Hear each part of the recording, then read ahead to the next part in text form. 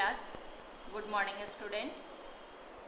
आज आप उत्तक संवर्धन के बारे में जानेंगे। ये उत्तक संवर्धन अलैंगिक जनन की एक प्रक्रिया है। तो तुम कहोगे कि इसका इस पाठ से क्या ताल्लुक है। आप पाठ पढ़ रहे थे खाद्य उत्पादन में वृद्धि की कार्यनीति। तो उत्तक संवर्धन एक ऐसी प्रक्रिया है जिसमें कम समय में अधिक से अधिक नए पौधे को उत्पन्न किया जा सकता है और इस प्रक्रिया के द्वारा जो जनक है उस जनक का गुण भी ह्रास नहीं होता, यानी प्राप्त जो संतति है, जो नया पौधा विकसित होता है, वह अपने जनक के गुण के समान होता है। तो उत्तक संवर्धन के बारे में आप जानेंगे। इससे हद तक जो है खाद्य उत्पादन दर को बढ़ाया जा सकता है। जनसंख्या के अनुरूप करने के लिए ना ये आधुनिक प्रक्रिया है। कायिक प्रबंधन में ये आप पढ़े होंगे उत्तक संवर्धन। तो कोशिका, उत्तक या पौधे का कोई अंग या फिर भ्रूण बोलते ना एम्ब्रियो को, उसका पात्रे यानी इन विट्रो संवर्धन की प्रक्रिया ही उत्तक संवर्धन कहलाता है। वास्तव में उत्तक संवर्धन यही है। चाहे वह पौधे का वर्धी वाला कोई भी भाग हो, हिस्सा हो, उससे कुछ कोशिकाओं के समूह को लेना है या उत्तक को लेना है, कायिक अंग हुआ, वर्धी अंग या फिर भ्रूण को लेकर। पात्रे कहने का अर्थ हुआ इन विट्रो। आप ना पिछले पाठ में पढ़े होंगे इन विट्रो फर्टिलाइजेशन का, जैसे है ना टेस्ट ट्यूब बेबी, उसी प्रकार से अर्थात किसी निश्चित संवर्धन माध्यम में जब पौधे के किसी भाग के उत्तक, वो भाग कैसा होगा जो वर्धी भाग होगा, उसके उत्तक के कुछ भाग को लिया जाता है, फिर उसका संवर्धन किया जाता है और उससे नए पौधे उत्पन्न किए जाते हैं। यही प्रक्रिया उत्तक संवर्धन के नाम से जाना जाता है। हमने कहा किसी निश्चित संवर्धन माध्यम में, तो यह प्रक्रिया जो है कृत्रिम है। प्रयोगशाला में जो पोषक माध्यम तैयार किया गया है, उसी पोषक माध्यम में पौधे के वर्धी वाले भाग से उत्तक के कुछ भाग को लेना है और उसमें कुछ समय के लिए उसको छोड़ दिया जाता है। छोड़ने के बाद उसको अनुकूल परिस्थिति में देखते हैं, अनुकूल स्थिति में उसको हम रखते हैं, उचित तापमान, आर्द्रता इत्यादि में रखते हैं।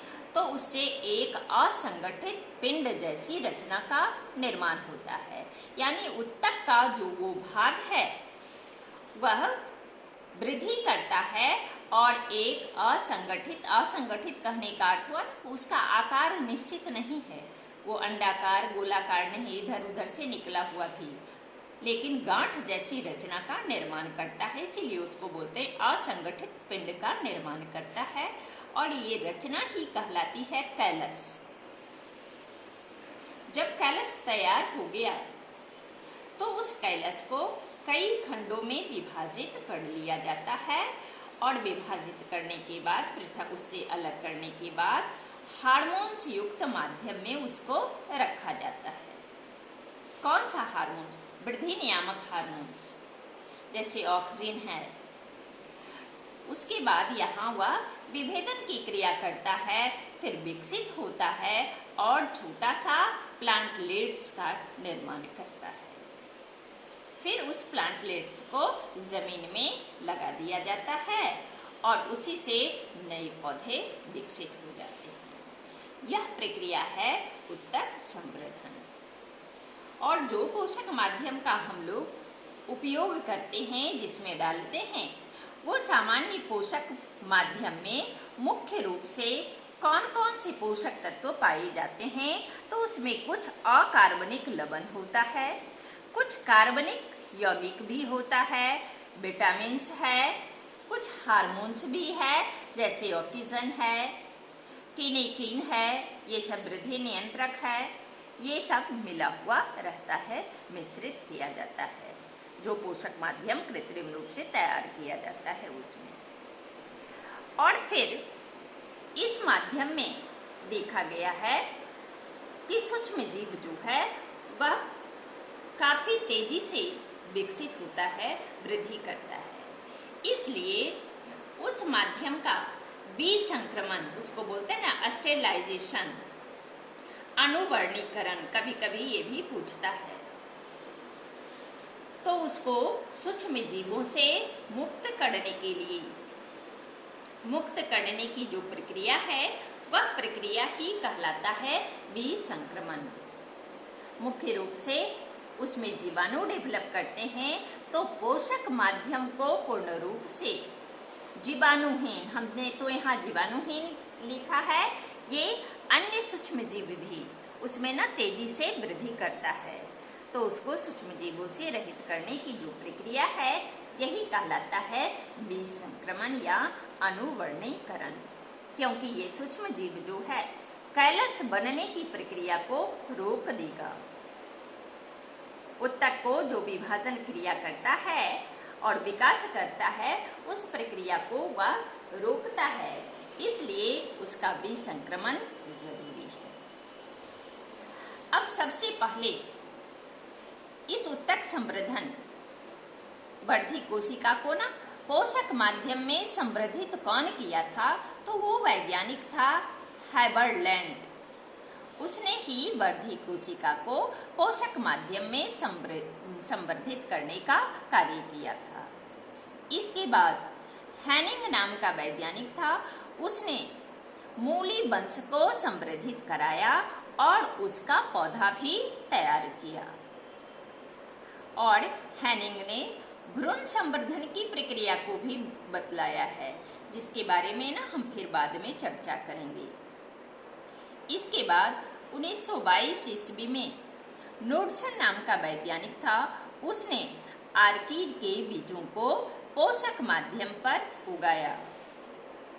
और इसके बाद गाजर की जड़ के उत्तक को लेकर के फिर नारियल के दूध का उसमें उपयोग किया गया, उस कृत्रिम जो पोषक माध्यम तैयार किया गया ना उसमें डाल करके, तो देखा गया कि ये तेजी से कैल्शियम बनने की क्रिया, संवर्धन की क्रिया जो है तेजी से होता है। ये है आपका उत्तक संवर्धन। एक और चीज पूछता है इसमें, सूक्ष्म प्रजनन किसको कहते हैं? Micro propagation. तो अलैंगिक जनन के द्वारा समान आनुवांशिक गुण वाले पौधे बनाए जा सकते हैं, वो प्रक्रिया है उत्तक संवर्धन। उत्तक संवर्धन ना अलैंगिक जनन की ही एक प्रक्रिया है। कायिक जनन में आप उत्तक संवर्धन को जाने होंगे। कायिक जनन की एक विधि है उत्तक संवर्धन, जिसमें समान आनुवांशिक गुणों का विकास होता है, उसका ह्रास नहीं होता, और इससे जो प्राप्त होता है ना उसी को बोलते हैं क्लोन, सोमोकोनल, यानी वो हूबहू अपने जनक के समान गुण वाला होता है। फिर पात्रे संवर्धन, यानी पात्रे मतलब आपको हम बतला चुके, आप जीव को वो जानेंगे ना पात्रे निषेचन में, टेस्ट ट्यूब बेबी जो कृत्रिम रूप से तैयार किया गया है उसी में उसको संवर्धित किया जाता है। तो पात्रे संवर्धन, क्लोनल प्रोपेगेशन को ही हम लोग सूक्ष्म प्रजनन कहते हैं। ये 3 प्रकार से हो सकता है। कैलस संवर्धन के द्वारा, तो कैलस तो आप जान गए। एडवेंटियस स्टेम द्वारा, अपस्थानिक तना के द्वारा भी होता है। अपस्थानिक तना वो है जो इधर उधर से निकल जाता है। और तीसरा है एपिकल या एक्सिलरी। एपिकल हुआ शीर्षस्थ, एक्सिलरी हुआ कक्षीय तना के द्वारा भी सूक्ष्म प्रजनन की प्रक्रिया संभव है। इससे लाभ क्या है? इससे लाभ है, सूक्ष्म प्रजनन से लाभ है कि कम समय में एक ही आनुवांशिक गुण वाले पौधे को बृहद पैमाने पर तैयार किया जा सकता है। इसे जर्म प्लाज्म है ना, जीव द्रव्य के भंडारण के लिए, जनन द्रव्य है ना, जनन द्रव्य के भंडारण के लिए इसका उपयोग किया जाता है। और सबसे मुख्य है कि जैव विविधता के संरक्षण में भी इसका उपयोग किया जाता है।